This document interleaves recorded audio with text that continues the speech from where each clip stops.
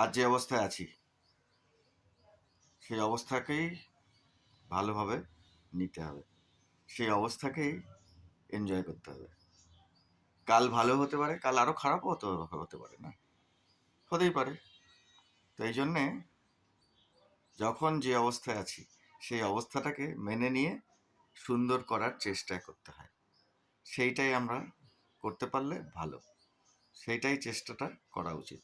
কারণ আজ যে ভালো আছে কাল খারাপ হবে না কেউ বলতে পারে না, আজ যে খারাপ আছে কাল ভালো হবে না তার কেউ বলতে পারে না। সুতরাং প্রত্যেকটা মানুষই দরকার, প্রত্যেকটা মানুষকে সম্মান করে তার সঙ্গে থাকার চেষ্টাটাই জীবন। এভাবেই চলতে পারলে ভালো থাকা যায়, ভালো রাখা যায়, ভালো বাসা যায়।